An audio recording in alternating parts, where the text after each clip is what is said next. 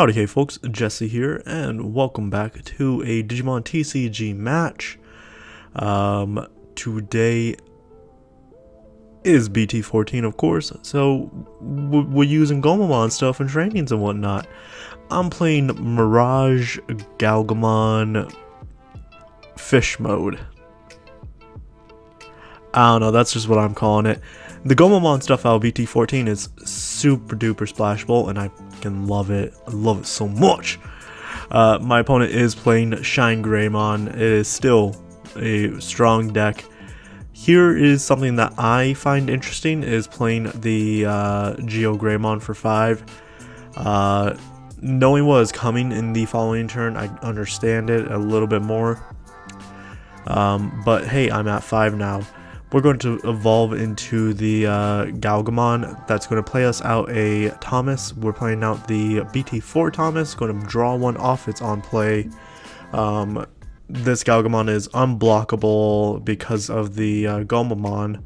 Not that my opponent has a blocker out, but we hit into another physical training after my opponent had set one up. We do have jamming though, thanks to the Bukamon inheritable BT14 Bukamon cracked card. Holy smokes, it's so good. We're gonna go the BT11 Gaogamon, finding a Mirage and another Thomas. Gonna trash a Gao, which is fine. We're at 0. We're just trying to think of what we gonna do. What we gonna do? We are going to crack the mental training to go into Zudomon Ace, bouncing the Geogray back to hand. My opponent is going to crack a physical training to go into the BT13, now restricted to 1 per deck, Geogray. So it kind of makes sense as to why he wanted to keep the Agumon available for an Evo, but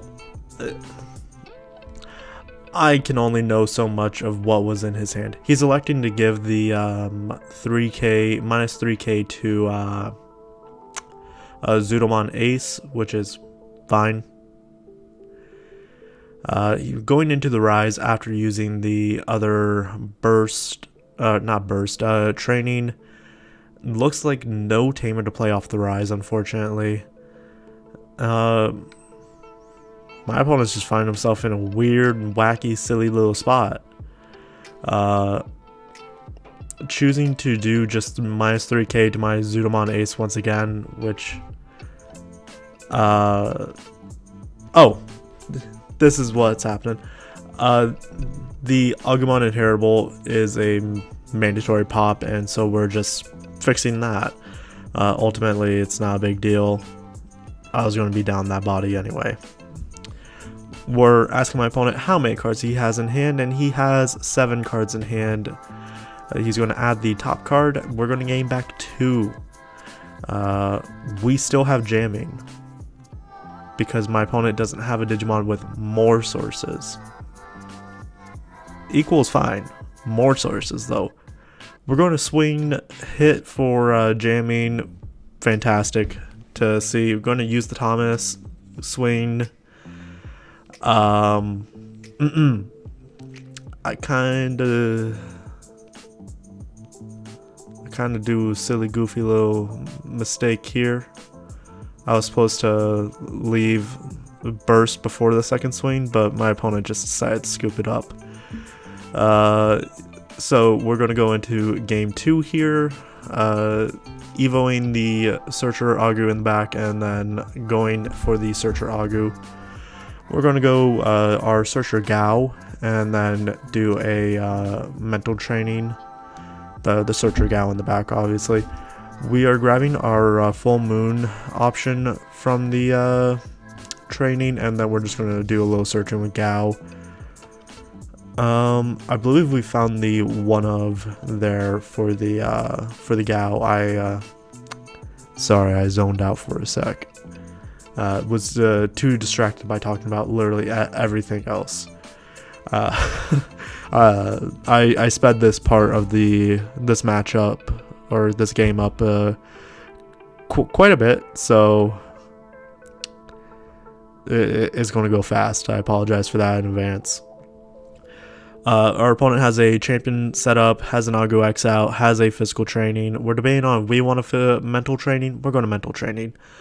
We're going to play out our memory setter off of the Gaogamon after mental training into it. We're going to swing our Gaogamon. We do not have jamming, but we are wanting that card in hand. Give us a card. Give us a card. My opponent is like busy texting or something, so he has to draw still.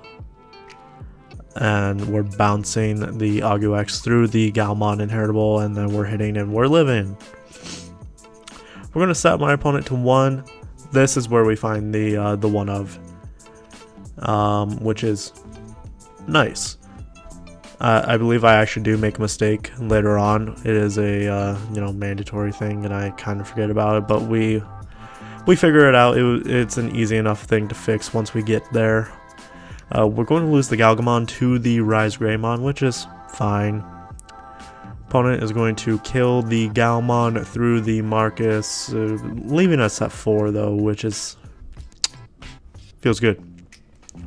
4 is a fine and dandy number. We're gonna I think we're just gonna set up in the back. If we have the mental training in hand, which we don't actually. We're asking about hand size. We're going to send the Rise back to hand with the full moon meteor impact, and gain back 3 off of it, leaving my opponent at the 3 that he was going to be at no matter what. He's eviling the Agu X in the back after going Agu and then going into Geo Gray. I'm just looking through my trash, seeing what is all there. We now have a Marcus, the Evo Marcus, out on the board. We're going to Evo into the Mach. That is Noise. We're both going to draw, hit the 1 of out of the security. You love to see it. Gain a memory through the Gaogamon inheritable. It's fine. Everything's fine. We're going to Gao. Both of us draw a card, and it's fine. I think we're going to lose our Mach Gauga here, or maybe not. Maybe not. I can't quite remember. We're going to swing. We're going to go into a Rise. We're going to Rise. He's deciding on where he wants to give the -3k. -3k. And then everything else. Like, just so much. It's a Gaomon. The Marcus is fine. Marcus is okay, everybody. Nothing happened. This is how we're going to lose the Mach, is through a ShineGreymon. You hate to see it, or you love to see it. It depends on who you are. Going to declare burst mode. Playing out Marcus, taking the unsuspended one and replaying it. We're going to full moon meteor impact out of security through that, which gets rid of the burst mode and just sets my opponent up for an interesting time. We're just kind of bricked up here, so realistically we are in the losing position. We're at 1 security, and yeah, it's going to be kind of hard to come back from this, even if we were able to remove the Shine Gray from the board. Playing down the Zudo to get rid of his rookie, which is he's going to play a BT13 Agu, turn the Evo Marcus into a Digi, and then go into the Agu X. I believe he's going to swing here in a moment, and I think he is going to end up killing the Zudo Ace at some point during this turn, which is, it's unfortunate, but it is what it is. Not much you can do about it. Getting real low in deck, though. Is a Mirage out of that security, so the Marcus is dead. But my opponent has 2 Digimon, basically just raring to go next turn. And you know how it be. He's going to play the Marcus, gain back 1, minus 6k, and then minus 3k. Zudo Ace is still my opponent's turn because of overflow, and my opponent is just going to get defensive. Yeah, the Zudo Ace is what causes game 3 to happen. But that is quite alright. We get blocker, but my opponent has at least 3 swings this next turn, and I only have 1 block. So not a whole ton that I can do there.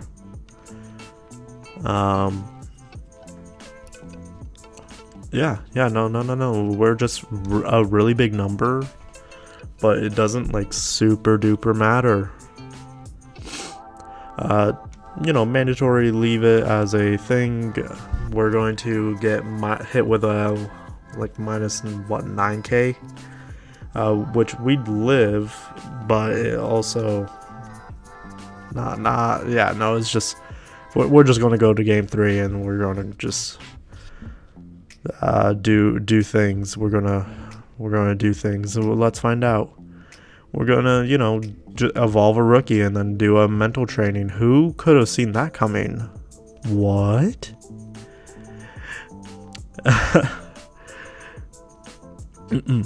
I apologize. I know a lot of what I've been saying has probably been just nonsense and non-stop. Like, just what are you saying, dude? But you know, I'm having a good time right now with y'all. We're going to go into the Gaogamon, which is going to get us a Thomas. We're going to just mental training again. Crazy. We're going to send the Gomamon to the bottom of the deck. I really do like the fish stuff in Mirage. It feels really good. Mirage Fist Mode. Fist Mode. Whoa. I think you need to go to a different website if you want to see Mirage Fist Mode. Mirage Fish Mode is really neat, really fun to play. And if I'm going to take a blue deck to like a high-tiered event, like a regional or something like that, this would be the blue deck I take, I feel. Not only is it, you know, the only blue deck I play, but it's also just a really good blue deck. We're going to force my opponent to take the top of his security. We're going to gain back 1 memory. We have the MirageGaogamon inheritable, and this is kind of where that misplay that I brought up happens. You know, the MirageGaoga is supposed to unsuspend us here, but I'm playing the Thomas. We're going to figure it out here soon enough. I think after this next swing, we're going to figure out that, oh, this was a mistake, this is still supposed to be standing, this was mandatory, yada yada yada. You know how it is. Sometimes you kind of just get caught up in the moment. We're going to, you know, correct the mistake here. And we're going to just swing, and my opponent, I think, is just going to concede here in a few minutes. Not a few minutes, but here pretty soon. Because he just could not get set up fast enough. So hey, thank you for tuning in. Comment, like, subscribe, all that good YouTuber stuff I never do. And as always, thanks for tuning in. I'll catch you next time. Bye bye.